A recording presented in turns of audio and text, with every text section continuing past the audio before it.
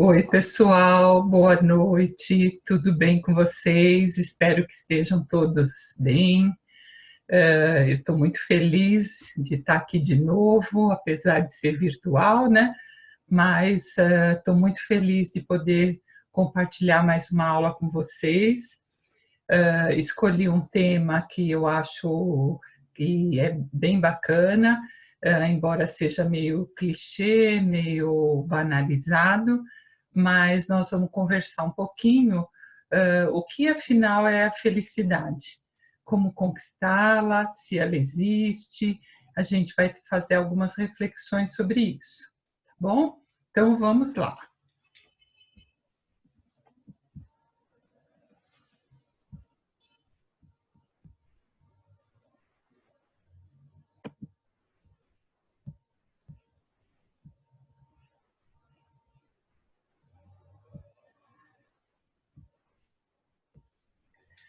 Bom, então a gente vai começar a pensar um pouquinho sobre algumas ideias que embasam um pouco essa questão da felicidade, né? Então, essas ideias é que a gente vai ter que trabalhar na nossa mente para que a gente entenda um pouco melhor esse conceito de felicidade. Então, eu separei algumas ideias. A primeira, aí não é em ordem de importância, é só didático, né? A primeira ideia que a gente tem que trabalhar é que não temos controle sobre todas as coisas, mas em boa parte da vida nós podemos construir a nossa felicidade. Então, isso a gente vai reconhecer na nossa vida, que muitas coisas a gente não tem controle, mas a gente tem controle sobre algumas coisas, sobre como cuidar bem da nossa saúde mental, como escolher melhor os nossos relacionamentos. Então, a gente também tem alguns controles que a gente possa fazer na nossa vida e que esses controles vão ajudar a gente a construir a nossa felicidade. Tá? Outro conceito que é muito comum quando a gente pensa na felicidade, que felicidade é uma equação, é como se fosse uma matemática. A gente tem que analisar a realidade menos a expectativa. Então, se a gente entender o contexto, a realidade da nossa família, do nosso bairro, do nosso trabalho, entender de uma forma mais abrangente essa realidade e trabalhar a expectativa. Então, eu gosto muito dessa equação, que então felicidade seria a gente adequar a realidade com a expectativa. Então, se a gente conseguir entender a realidade e entender a expectativa nossa, e essa expectativa não ser exagerada, ela ser mais ou menos adequada, nós vamos estar se aproximando um pouco dessa felicidade ou desse bem-estar, tá? E outro conceito bem importante na psicologia, na teologia, na filosofia, que vai dizer que felicidade não está livre de tristeza. Então, a gente muitas vezes tem uma ideia equivocada que se a gente está triste, a gente não é feliz. E tristeza é uma emoção humana. E a gente vive essa emoção muitas vezes. A gente entra nela, sai dela, né? E a felicidade, então, ela pode ser construída e a gente vai viver essa tristeza no meio dessa felicidade, né? Assim como a gente está vivendo momentos felizes, né? E no meio de uma situação muito infeliz e de luto. Mas a gente também já experimentou momentos de muita felicidade num contexto muito adverso, né? Então, que a gente sempre pense sobre isso, que se a gente está triste, a gente não é infeliz, né? A gente está feliz e passando por episódios que nos afetaram e nos trouxeram tristeza, tá? Então, isso é importante, a gente começar a reconhecer na nossa vida. E muitos autores, principalmente quem trabalha com a filosofia, a ética, né? A sociologia, que também trabalha com essa categoria, vai dizer que a felicidade seria uma categoria ética. Portanto, a gente tem que agir com senso ético e moral para a gente ser feliz. Então, a felicidade não vai chegar se a gente tiver um distanciamento muito grande do senso ético e moral. Então, isso a gente também sabe ver na nossa vida. É aquela frase que a gente diz assim: eu quero deitar e dormir tranquilo, com a consciência que eu fiz o meu melhor. Então, isso é felicidade. E por que eu tô dormindo tranquila com a consciência que eu fiz o melhor? Porque eu estou agindo com senso ético e moral. Então, que a gente tenha presente na nossa vida qual é o nosso código moral, qual é o nosso código ético e seguir firme nisso, porque é isso que vai garantir para a gente esse bem-estar de dormir tranquila. Tá? Outro conceito importante, que felicidade seria treinar, então, a nossa competência para negociar conflitos nas relações interpessoais. Então, aqui também vai falar um pouco de que felicidade seria, então, associado à capacidade da gente negociar conflitos. Então, felicidade não é ausência de conflitos. Então, a gente fala, eu estou infeliz porque eu estou vivendo um conflito no casamento, com meu filho, no meu trabalho. Então, felicidade não seria livre de conflito, como eu falei, não seria livre de tristeza. Felicidade seria, então, a gente poder treinar cada vez melhor a capacidade da gente negociar esses conflitos. Como a gente sai desse conflito, o que eu tenho a ver nessa história, o que o outro tem a ver nessa história, e a gente treinar mesmo e avaliar essa capacidade da gente negociar com os familiares, negociar com os amigos, e aí isso daria essa sensação de felicidade. Por que daria essa sensação de felicidade?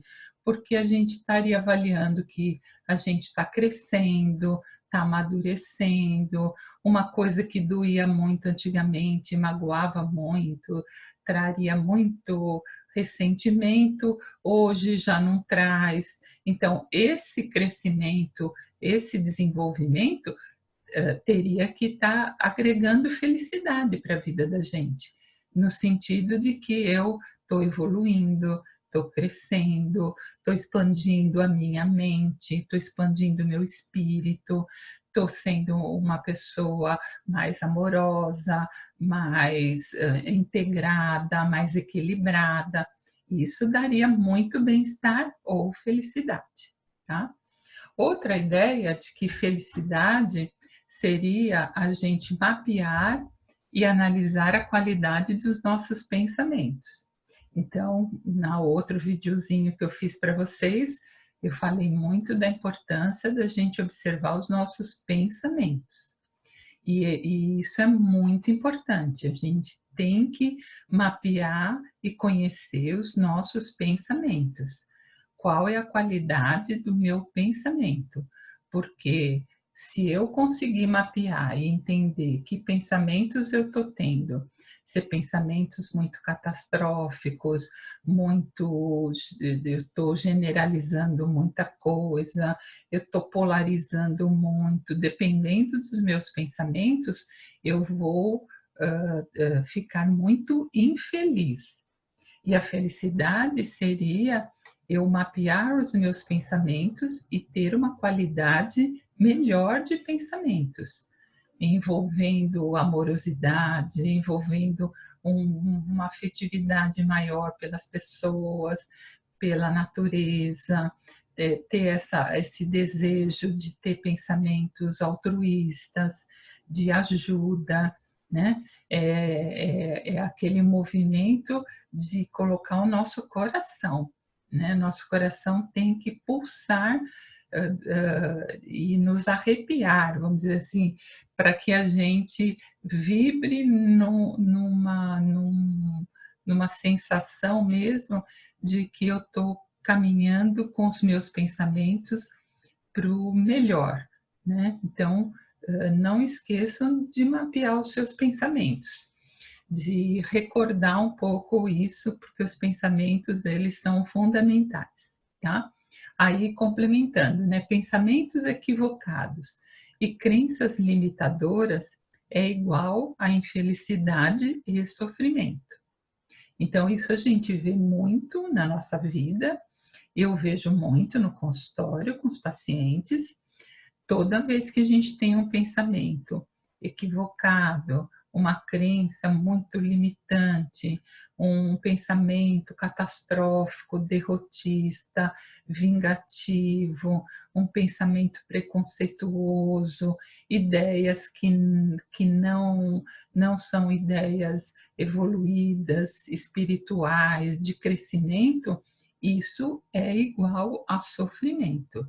Então, quando a gente está falando de felicidade, a gente pode falar do seu contrário, da infelicidade ou do sofrimento.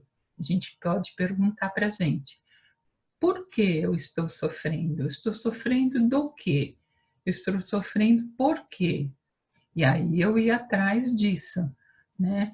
Provavelmente o nosso sofrimento tem a ver com pensamentos muito equivocados.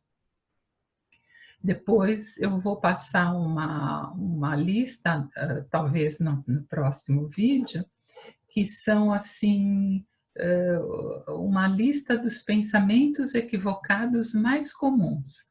Talvez a gente recordando isso, a gente possa pensar sobre se eu tenho esse, se eu tenho muito daquele outro, e a gente começar a prestar atenção para modificar os nossos pensamentos, tá? E outro falando do pensamento também.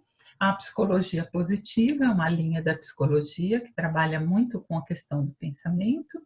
Ela vai dizer que para cada pensamento negativo, seria interessante a gente construir 3 positivos. Então, isso pode parecer uma receita de bolo e não é muito fácil. Experimente vocês pensarem numa coisa muito negativa, se a gente consegue rapidamente agregar 3 pensamentos positivos para fazer a neutralização. A gente não acha muito fácil, porque a nossa mente está tomada ainda pelo negativo. Então, é um treino, né? Isso, dentro da psicologia positiva, eles treinam bastante. Cada pensamento negativo, a gente criar 3 positivos. E falando desses 3 positivos, e tem hora que não acha esses 3, e o esforço que a gente faz para achar esse positivo, vai fazendo novas conexões cerebrais, vai fazendo novas liberações de hormônios do bem-estar, então vai criando novas sinapses, então é bem importante a gente treinar. Tudo que a gente está falando de felicidade, sofrimento, infelicidade, do pensamento, tudo que a gente vai falando, a gente tem que treinar, né? É igual a Adelaide fala, vocês têm que se alimentar melhor, tem que fazer. Ou o Anderson vai falar, vocês têm que fazer tal atividade física, tem que fazer. A psicologia também. Não adianta a gente achar bonito, bacana as ideias e a gente não praticar. A gente tem que praticar para a gente melhorar. Senão a gente vai achar que é só uma ideia, um conceito bonito. Mas praticando e perseverando, nós vamos ver ótimos resultados, tá bom? Não desanimem, vão praticando. Bom, aí é interessante que muitos autores da psicologia trabalham muito com a ideia de quais são os mitos que atrapalham a construção da felicidade, tá? Então, quando a gente fala em mito, O mito é uma mentira que tem cara de verdade, né? Vamos dizer assim, um jeito simplório de falar. Então, é uma ideia errada, equivocada, mas que é passado como uma ideia verdadeira, tá? Então, os principais mitos, então, que vão atrapalhar a construção da felicidade. Esses mitos, eles estão muito enraizados na nossa formação, na nossa construção do nosso eu. Eles são muitas vezes inconscientes, eles não estão presentes tão fáceis, mas quando a gente começar a ver isso e introduzir na nossa vida, nós vamos poder fazer uma avaliação, então, desses mitos que atrapalham. Então, os principais mitos que atrapalham. A ideia de quem ama não tem raiva. Então, é uma ideia de que se você ama, você nunca pode ficar irritado, chateado, com raiva. Então, isso é um mito. Isso não é verdade. Então, quem ama sente todas as emoções humanas. A raiva, o medo, a tristeza, a esquiva, o nojo, todas aquelas emoções primárias. Então, a gente tem que desassociar essa ideia de quem ama não tem raiva, né? Porque se a gente associa, então, que quem ama nunca vai ficar bravo, nunca vai ter raiva, nós estamos traçando um caminho da infelicidade, nós estamos traçando um caminho da perfeição. E aí tudo que vocês vão ver do mito está ligado à ideia de perfeição. E a gente, vocês vão lembrar de um vídeo que eu passei para vocês, da coragem de ser imperfeito e trabalhar a nossa vulnerabilidade. Então, se a gente não se reconhecer como um ser imperfeito em busca de aprimoramento, a gente vai achar que a gente é perfeito. Então, todas essas ideias têm a ver um pouco com isso, dessa ideia de perfeição. Então, quem ama também pode ter raiva, irritação.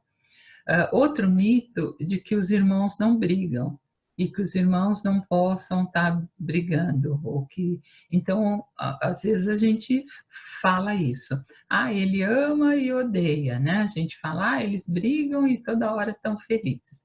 Se a gente entender isso e achar que isso faz parte dessa, vamos dizer, dessa lei natural, a gente lida melhor com isso. Tá? Então, outro mito é de que a família deve ser sempre unida. Então, é um desejo da gente, a gente gostaria, todo mundo gostaria de caminhar para isso, mas nem sempre as famílias estão unidas ou a todo momento estão unidas, porque a família, então, é composta de várias pessoas e cada um está num momento de vida, num processo, trabalhando as suas dores, suas frustrações, suas alegrias, suas vitórias, e aí nem sempre essa família vai ficar unida dessa fantasia ou dessa forma que a gente talvez idealize. Então, por isso que quando ele fala aquela frase, a felicidade é igual a realidade menos expectativas, expectativas muito exageradas. Então, vamos trabalhar com a família real, né? Não é a família real lá da Inglaterra, mas vamos trabalhar com qual família? Essa família que está sofrendo uma perda, uma separação, um filho que está mais adoentado, é a família real. E qual a expectativa? Uma expectativa compatível com o momento de vida, que as pessoas vão lidar com as suas questões e devagarinho elas vão se encontrando, mas não dá para fazer uma idealização da família sempre unida, tá? Outro mito é de que o mundo é um lugar ruim. Então, é um mito que a gente pensa, se o mundo é um lugar ruim, eu tenho sempre que ficar de sobreaviso, porque alguma coisa pode me acontecer de ruim. E o mundo tem os seus perigos, tem os seus lados difíceis, mas o mundo não é sempre um lugar ruim. Então, a gente vai ter que trabalhar com essa ideia também. Outro mito que atrapalha, que a gente pode pensar que eu sou uma pessoa inferior, uma pessoa má, uma pessoa não capaz, uma pessoa com baixa estima, ela vai ter dificuldade de acessar, então, essa felicidade. Então, tem que trabalhar com essa ideia de que você é um ser especial, você pode não ser capaz de tudo, mas você é capaz de muita coisa. Você não é má, você pisou na bola em algumas coisas, você se equivocou em outras coisas. Então, para isso que serve a pedir desculpa, pedir perdão, fazer a reparação do seu erro. E isso é humano e natural, e isso é importante, e a gente tem que se familiarizar com isso. E outra ideia de que o mito que atrapalha é que eu preciso fazer tudo perfeito, tá? Então, isso é importante. Outro mito, que talvez esteja próximo disso, é o mito que a gente chama da normalidade, que a gente imaginamos viver sem problema algum, nunca ter ansiedade, nunca ter dificuldade, nunca ter tristeza. Embora a gente fale que a gente saiba lidar com isso, no nosso inconsciente a gente gostaria que tivesse tudo correndo muito bem o tempo todo. Só que isso não é da nossa vida aqui terrena. Nossa vida é de luta, é de conquista, é de aprendizado, então a gente vai ter que trabalhar com o mito da normalidade. Outro mito, que é só para complementar o que a gente já falou, é o mito da harmonia perfeita e eterna, onde não existiria os impasses nem os conflitos, como eu já falei. O mito dos irmãos unidos, só complementando, né? E o mito, então, de que quando se ama não se pode sentir raiva, só para reforçar um pouco o que a gente já falou, tá? E qual então, para a gente ir terminando assim, fechando, qual que é o problema do mito, né? O mito apresenta um ideal rígido demais, que nunca pode ser completamente atingido numa relação real. E isso acarreta frustração, sentimento de culpa e de fracasso. Então, por isso que a gente tem que trabalhar com mito, porque se a gente não trabalhar com esses mitos, a gente vai ficar almejando uma vida que não é daqui.